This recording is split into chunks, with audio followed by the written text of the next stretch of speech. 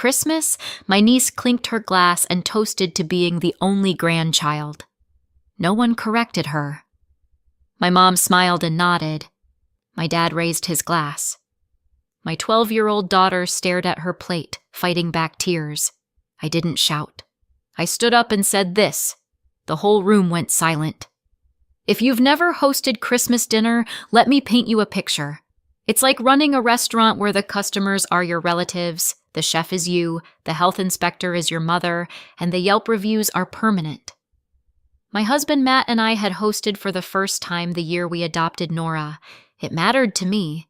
Not because I love setting my money on fire buying extra chairs, but because Nora deserved a home where holidays didn't feel like a test she could fail.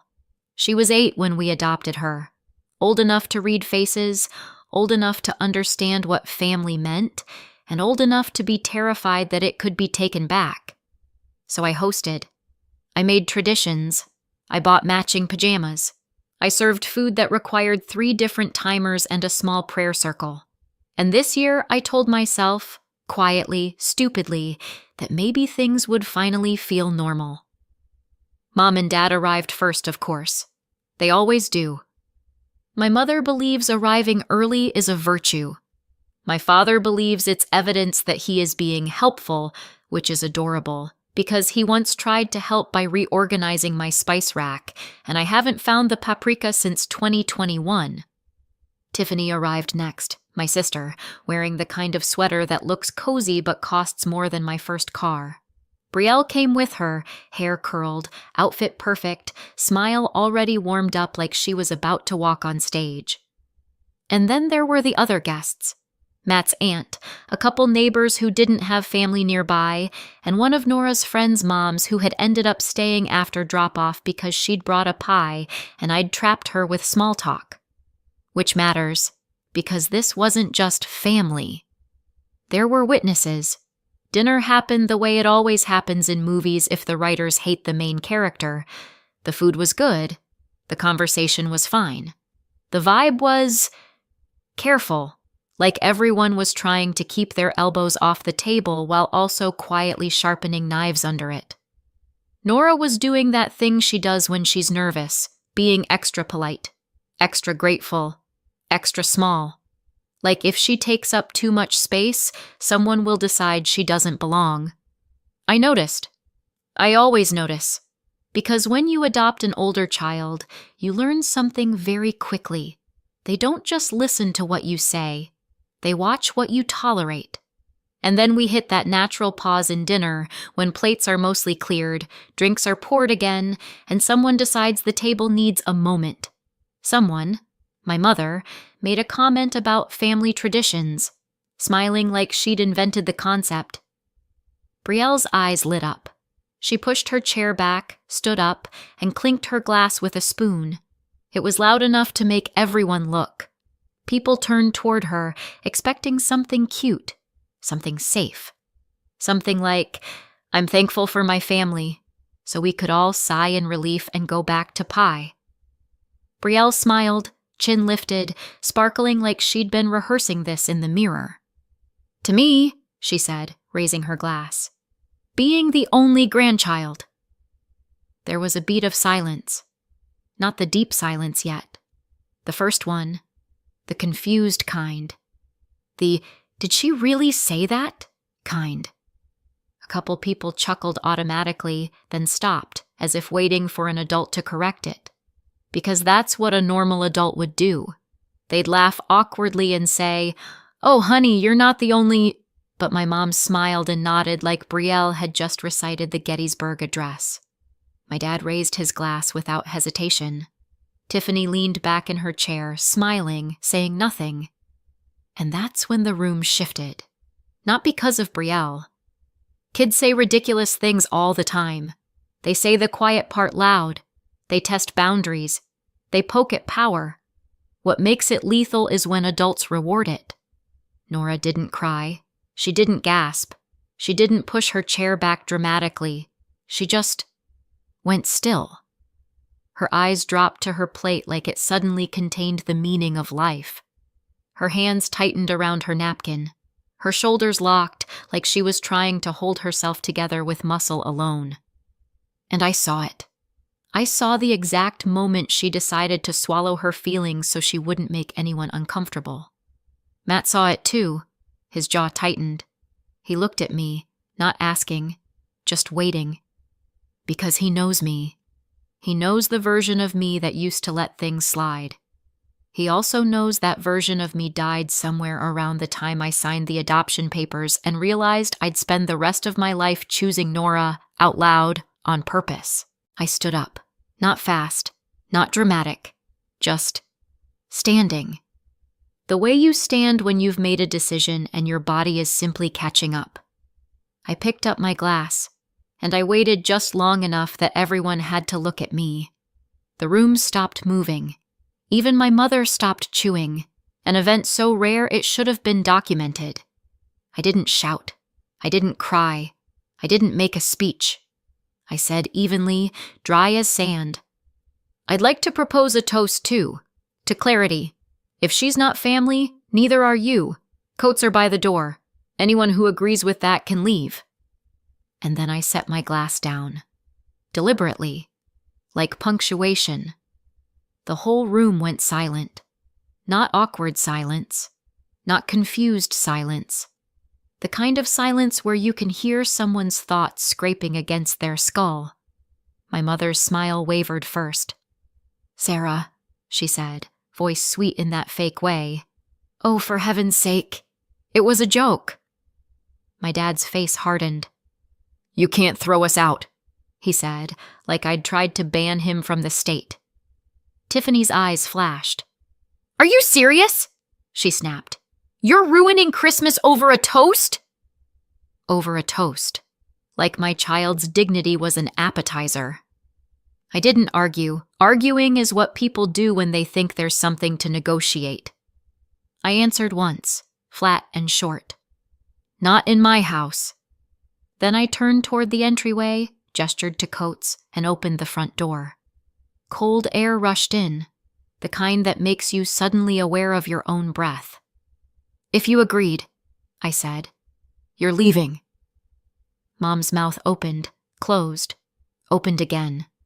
Dad stood up, chair scraping the floor in a way that made my neighbor flinch. Brielle looked confused, offended even, like she couldn't understand why the world wasn't applauding her. Tiffany shot up, grabbing her purse like it was armor. They started arguing while they moved, complaining, protesting, doing that thing people do when they can't get their way, making noise to punish you for not folding. But they still moved. Because the thing about a power shift is, it doesn't require their agreement. It requires your follow-through. A couple other guests sat frozen. Matt's aunt looked like she wanted to crawl under the table. One neighbor stared down at his lap, ashamed. Nora still didn't look up. And then the split happened. Some people stayed, quietly. They didn't say a word. They didn't defend Brielle's toast. They didn't defend my parents. They just stayed, like they'd been reminded that this wasn't a debate club. This was my home. Mom, Dad, Tiffany, and Brielle marched out into the cold. The door shut behind them. The noise was gone, and the quiet that followed wasn't empty. It was controlled. I walked back to Nora immediately. No victory lap, no triumphant speech. Just me returning to the person who mattered. I crouched beside her chair, gently touched her hand. Matt stepped in on the other side, a steady presence. Nora blinked hard. Her eyes were shiny. She still refused to look up, like eye contact might make the tears real. "Hey," I said softly, the tone I reserve for bruises and nightmares. "You don't have to be small." She swallowed. Matt said one quiet line, low enough that only we could hear. "You're ours. Always." Nora's shoulders loosened by a millimeter. It wasn't magic. It wasn't healing. It was just safety, returning in small pieces. I stood up and looked at the table. "Well," I said, forcing my voice back into normal. "Dry humor is a survival tool." Who wants dessert? Because I did not bake 2 pies for character development. A couple people laughed nervously, someone exhaled, someone nodded, and we continued. Not like nothing happened, like something happened, and we chose Nora anyway. Later that night, after the guests who stayed finally left, after the dishes were stacked, after Nora was tucked into bed with her favorite blanket pulled up to her chin, my phone buzzed, then buzzed again, and again. A few days later, the first desperate text came. And then another. And another. This didn't start at my Christmas table. That was just the first time it got said out loud, with a spoon against a glass and adults smiling like they were watching something adorable. If you want to understand why I stood up the way I did, why I didn't negotiate, why I didn't hear them out, you have to rewind to when Nora first became ours. Nora was 8 when we adopted her. 8 is a cruel age to start over, because you're old enough to understand what's happening, but still young enough to believe every bad thing is your fault. She didn't come to us as a blank slate. She came with a quiet, practiced politeness that looked like good manners until you realized it was fear. Fear of taking up space. Fear of needing too much. Fear of being sent back. Matt and I didn't fall into adoption like it was a cute Instagram story. It was paperwork, meetings, court dates, and the kind of waiting that makes you feel like you're asking permission to love a child. I remember the day we finally got the call. We were sitting in the car outside the courthouse, hands locked together so tight it hurt. Nora was in the back seat, wearing a dress she'd picked herself because she said it made her feel official. She kept smoothing the fabric down like she could iron out the anxiety with her palms. I looked at Matt and whispered, "No matter what happens, we don't let her think she's temporary." Matt didn't even hesitate. "She's not temporary." That was the promise. Chosen means permanent. My parents had 4 years to adjust to that promise. 4 years is not a transition period. 4 years is a lifestyle. And yet, they never really adjusted. It wasn't always a big, obvious insult. It was the slow drip, the kind you can ignore if you're tired enough. Like the first time my mom introduced Brielle to one of her friends and said proudly, "This is my granddaughter." Then she turned to Nora and said, "And this is Sarah's kid."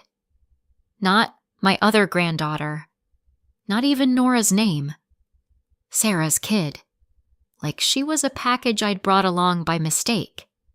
I corrected it politely because I'm a woman and I've been trained since birth to smooth things over like it's my job. "Mom," I said with a little laugh, "Nora is your granddaughter too." My mom laughed back, and Dad shrugged like this was none of his business, even though it was literally his business to be a grandfather. Tiffany didn't correct anything. She didn't have to. The room had already decided who counted.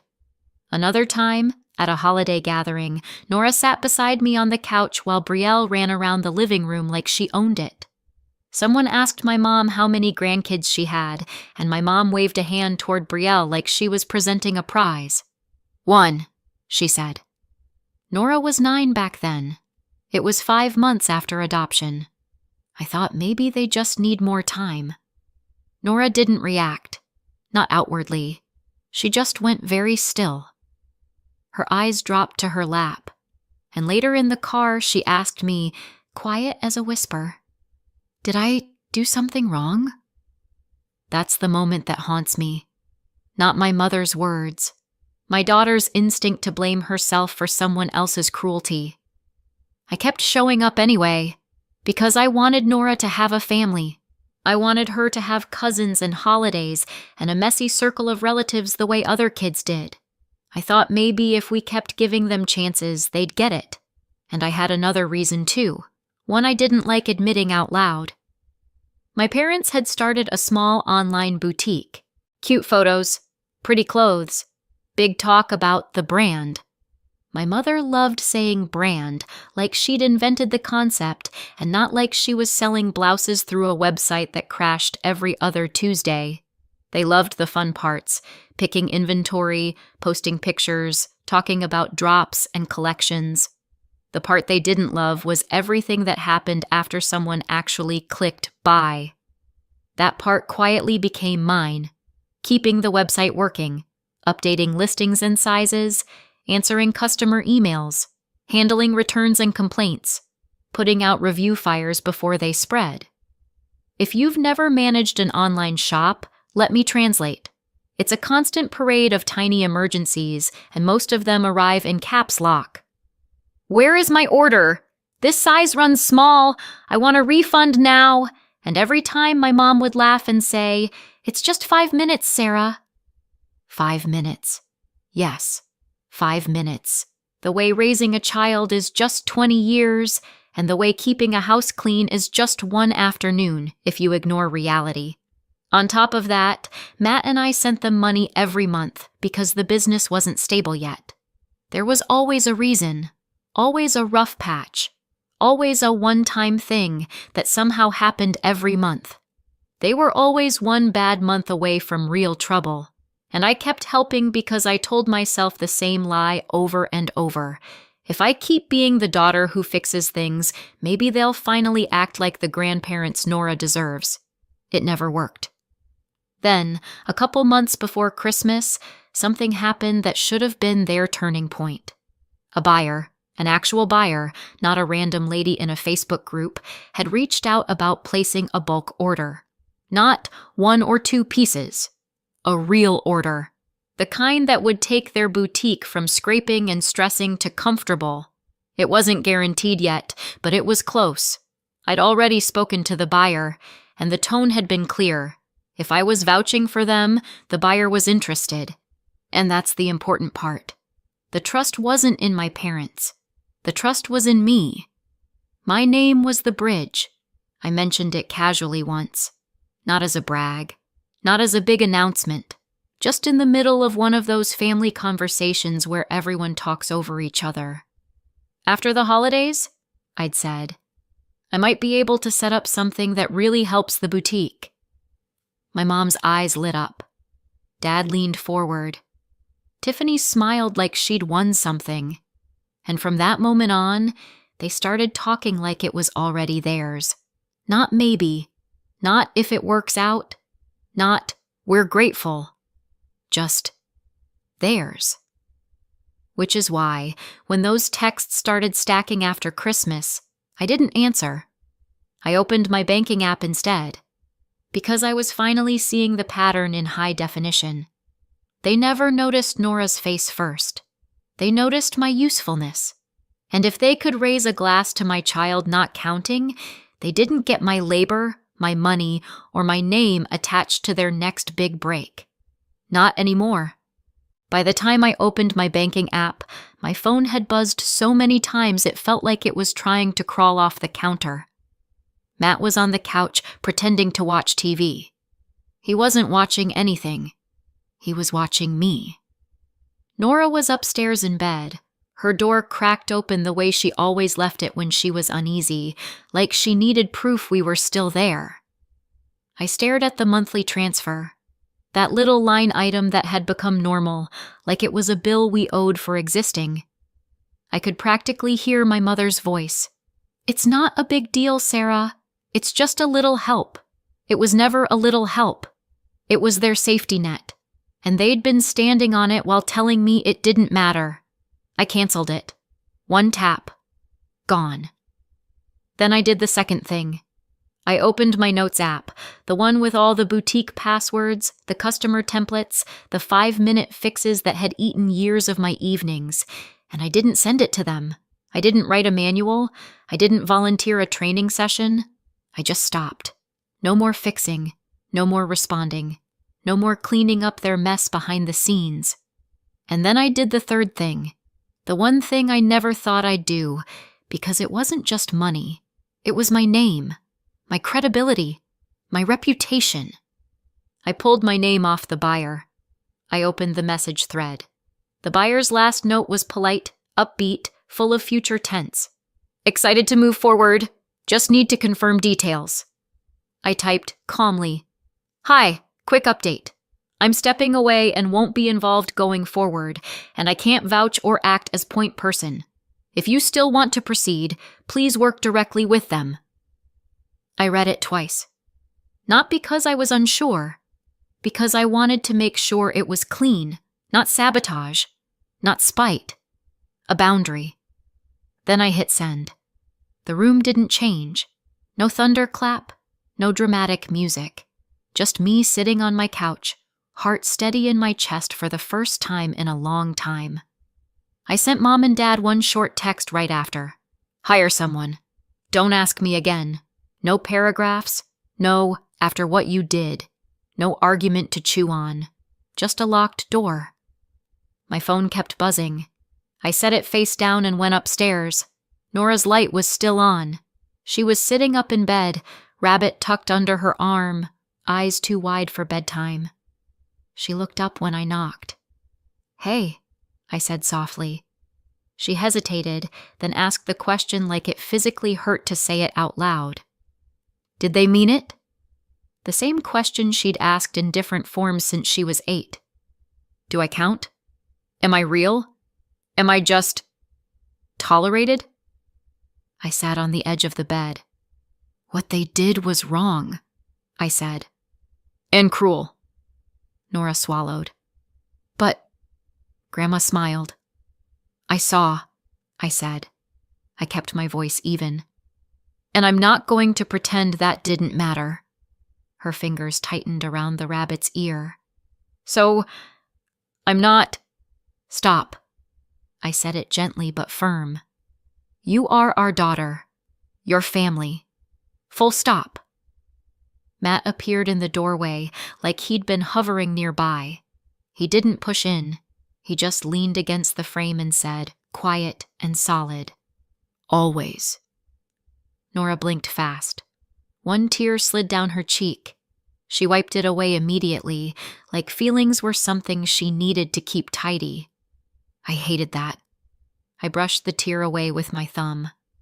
You don't have to be small here, I said. You don't have to earn your place. She nodded, but it was a shaky nod, like she was trying to believe it. And I knew what she needed more than another speech. She needed proof. So I stood up and said, try to sleep. Tomorrow is ours. Downstairs, the phone was still buzzing. This time I looked. Dad. Where's the transfer? Mom. Answer your phone. Tiffany. You humiliated us. Mom. We need to talk. Dad. Call me now. I didn't reply. I let it stack. Because here's the thing about pressure. It only works if you let it into your house. The next text came an hour later, and it wasn't about Nora. It was about money again. Dad. We're short this month. Dad. This isn't funny. The buyer email came the next morning. Not to me. To them. I know because Mom forwarded it like it was evidence in a trial. The subject line might as well have been, you did this, buyer. We're only comfortable proceeding with Sarah as point person. Please let us know if she will remain involved. My mother's message underneath was just, what did you do? I stared at it for a long moment. Not because I felt guilty, because it was so perfectly on brand. They didn't ask about Nora. They didn't ask why I drew the line. They didn't say sorry. They asked what I did, because their world had always been built on what I could do for them. Then my phone rang. Finally, I answered. Speakerphone. Because Matt was beside me, and because I wanted everything in the open in my own home. Mom's voice burst out like she'd been holding her breath.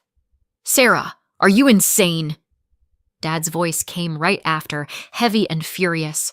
You can't do that! I kept my voice calm. Dry humor is easier than tears. Good morning to you too. This is serious, Mom snapped.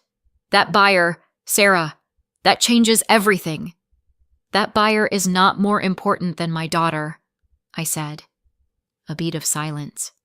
Then Mom tried the first angle, the one she always used when she wanted to erase reality. It was a joke, she said quickly. Brielle was being silly. You know we love Nora. Dad grunted. You're overreacting. I stared at the wall while I spoke, because if I pictured their faces, I might lose the calm I'd fought for. You raised your glass, I said. That wasn't a joke to Nora. Mom's voice went sharp. Don't twist it. I'm not twisting anything, I said. I'm repeating what happened. Dad tried the second angle, the one that used to work because I was trained to flinch. We're your parents, he said. We raised you. You owe us. I almost laughed. Not because it was funny, because it was predictable. You're not owed a relationship with my child, I said. Mom inhaled sharply. So you're punishing us? No, I said. I'm protecting her. Then came the third angle. Panic. Dad's voice cracked around the edges of anger. That buyer is a bulk order, Sarah. That's stability. That's money. I finished for him. Mom's voice turned pleading in an instant, like she'd flipped a switch. Just call them back. Tell them you're still involved. Please. Just fix it. We need this. And there it was. Not an apology. A demand wrapped in desperation. They couldn't believe their ears because, in their minds, I was the automatic support system. I wasn't supposed to withdraw. I wasn't supposed to say no. I wasn't supposed to choose my child over their comfort. You really did it, Mom whispered, like she was tasting betrayal. You really canceled it. I stepped away, I corrected. I'm not attached to you anymore. Dad's voice rose. You have no right. I have every right, I said, still calm. Because it was my name on the line. Mom tried again, softer. We love Nora. You love access, I said. You love my help. You love my money. You love what I can do. That's not fair, she hissed. I let my voice go very flat. Nora's dignity isn't a price tag, I said. You don't get to erase her and still cash my checks. Silence. Then Dad said bitterly, You're really going to destroy us. I took a breath. I'm really going to be Nora's mom, I said. That's my job, not saving you. Mom started talking again, fast, frantic, trying to fill the air with words like words could move me. I ended it. I hung up. Not slammed, not dramatic. Hung up.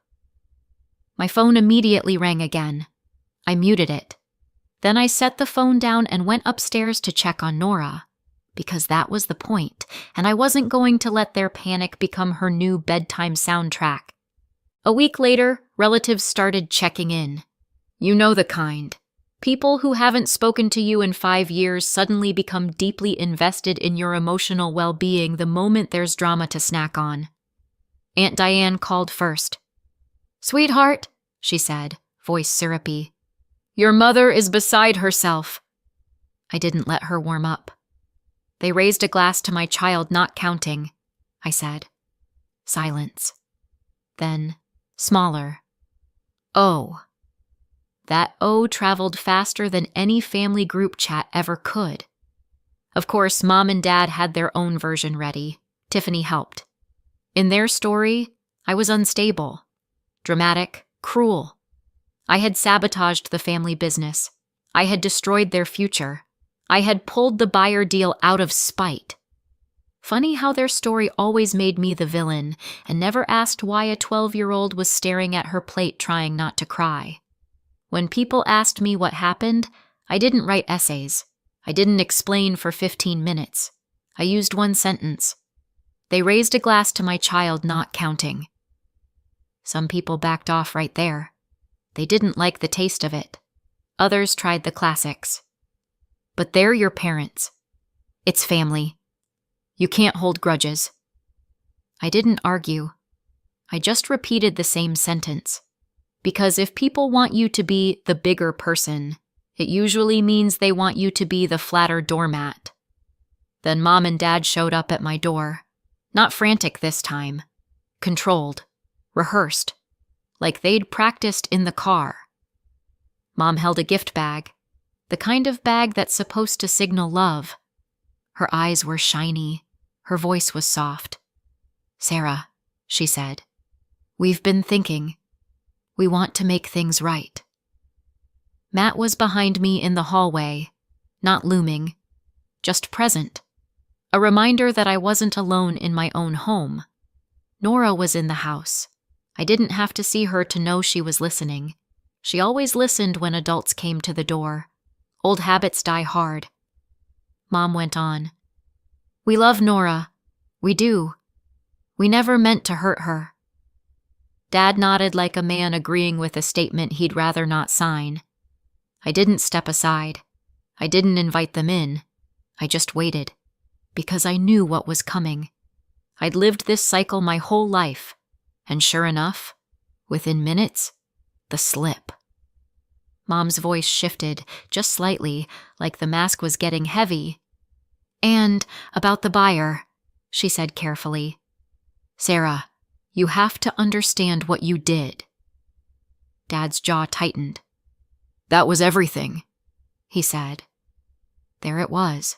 Not, "How is Nora?" Not, "We were wrong." The buyer. Mom rushed on, words spilling now that the real topic was out. "Just call them back. Tell them you're still involved. You can still fix this." I let the silence hang for a beat. Then I said quietly, "So this is why you're here." Mom's eyes flashed. "No." "Yes," I said. "You didn't come to talk about Nora. You came to talk about your money." Dad's voice went hard. "Don't talk to us like that." "You're talking to me like that," I said. "In my doorway." Mom tried to soften again because she could feel it slipping. "Sarah, honey, we're family." "You toasted that Nora wasn't," I said. Mom's mouth tightened. "You know what we meant." There it was, the real belief sliding out like a knife. I kept my voice calm. "I know exactly what you meant," I said. "That's why you're outside." Dad took a step forward like he wanted to bulldoze his way through the boundary. "We need you." I didn't move. I didn't have to. "No," I said. Mom's voice went sharp, the sweetness fully gone. "So you're going to let us lose everything?" I looked straight at her. "I'm going to let Nora keep her peace," I said. Then I did the simplest thing in the world. I closed the door. Not slammed. Closed. Inside, I stood in the entryway for a moment, breathing, letting my heart slow down. From the hallway, Nora's small voice floated out.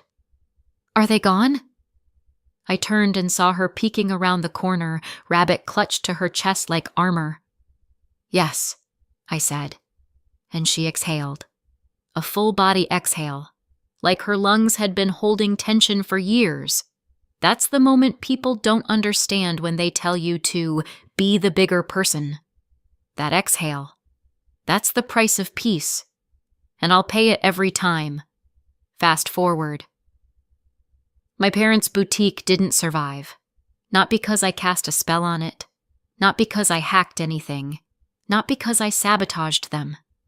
It didn't survive because it had been balanced on my unpaid labor and my monthly money for so long that the second I stepped away, gravity did what gravity always does. They went bankrupt.